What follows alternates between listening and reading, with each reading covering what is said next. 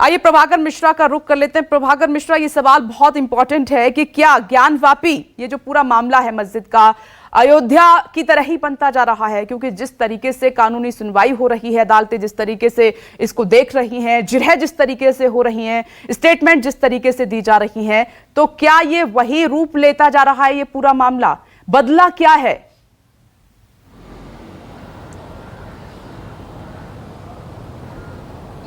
विपनेश, जब अशोक तिवारी किसी दर्शनार्थी से बात कर रहे थे तो उन्होंने कहा,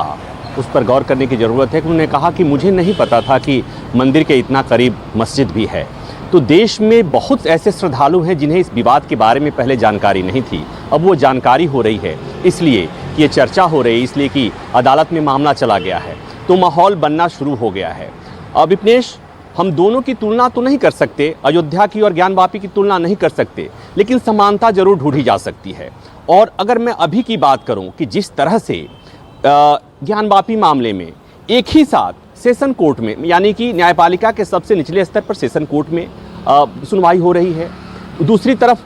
डिस्ट्रिक्ट जज के यहाँ सुनवाई हो रही है, तीसरी तरफ हाई कोर्ट में एक याचिका लंबित है जो 1991 की याचिका थी, और चौथी तरफ मामला जब सुप्रीम कोर्ट में गया था तो सुप्रीम कोर्ट ने उस मामले का निस्तारण नहीं किया, मामला अपने पास रख करके डिस्ट्रिक्ट जज को सुनवाई करने के लिए कह दिया। तो अपने आप में एक अनूठा मामला है जहां देश के सभी तरह की अदालतों में, निचली अदालत से लेकर और सर्वोच्च अदालत तक एक ही मामला लंबित है। तो अब इसको ऐसे समझने की ज़रूरत है कि मैं इसको ऐसे देखता हूं कि जब अयोध्या मामले की में सुप्रीम कोर्ट का फैसला आया था विपनेश, तो सुप्रीम कोर्ट ने अपने फैसले में कुछ बहुत महत्वपूर्ण बातें कही थी, और उसमें प्लेसेज ऑफ वर्शिप एक्ट का जिक्र करते हुए कहा था कि इसकी सैंक्टिटी बरकरार रहनी चाहिए और काशी और मथुरा में यथास्थिति बहाल रहनी चाहिए, अयोध्या के फैसला का सम्मान करना चाहिए, इस तरह का कोर्ट ने आदेश दिया था। लेकिन उसके बाद जब उस प्लेसेज ऑफ वर्शिप एक्ट को सुप्रीम कोर्ट में चुनौती दी गई, तो सुप्रीम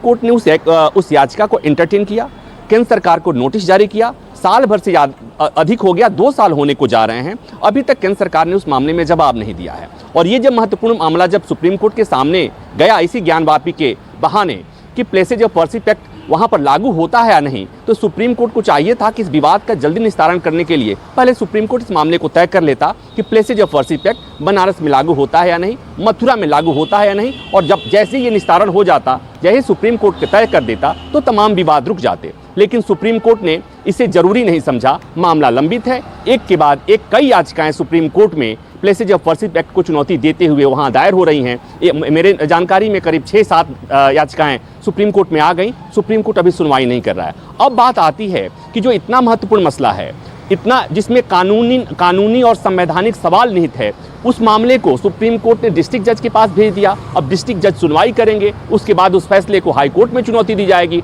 हाई कोर्ट के बाद वो मामला फिर सुप्रीम कोर्ट आएगा, सुप्रीम कोर्ट में भी लंबी बहस होगी। तो विपनेश, ये जो बहस का सिलसिला शुरू होगा, तो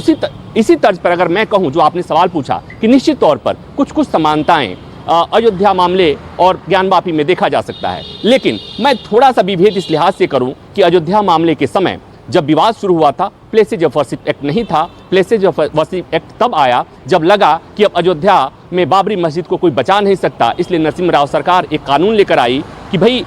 अयोध्या के साथ, बाबरी मस्जिद के साथ जो करना है कर लो, बाकी देश के बाकी मस्जिदों को लेकर उन पर कोई अपने सारे दावा छोड़ दो, क्योंकि उस समय ही दावे शुरू हो गए थे कि अयोध्या तो झांकी है, काशी मथुरा बाकी है। और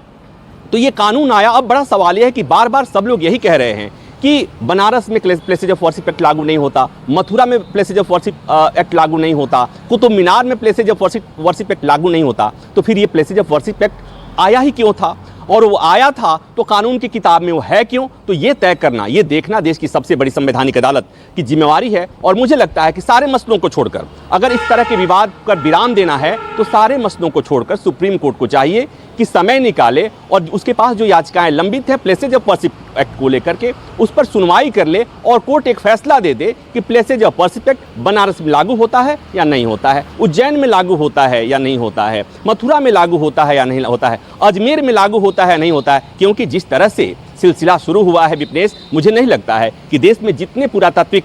महत्व के इमारतें हैं, सब जगह एक न एक दिन दावेदारी इसी तरह से होगी, और अदालतों के पास जहां पहले से ही करोड़ों मामले लंबित हों, वहां पर इस तरह से याचिकाएं आ रही हैं। और दूसरा इसका दुष्प्रभाव देखिए, आप दुष्प्रभाव देखिए अपने से इसका मूल्यांकन करिए। अजमेर दरगाह, दावेदारी होने लगी है और अभी तो ये शुरुआत है, इसके बाद और भी आएंगे सामने निकलकर ऐसे मामले। मैं आती हूं प्रभाकर मिश्रा। नमस्कार, मैं हूं मानक गुप्ता। अगर आपको हमारा ये वीडियो पसंद आया हो तो इसे लाइक और शेयर जरूर करें और हां, हमें सब्सक्राइब और फॉलो करना ना भूलें ताकि आप देश और दुनिया की कोई खबर मिस ना करें। तो जुड़े रहिए हमारे साथ और देखते रहिए न्यूज़ 24।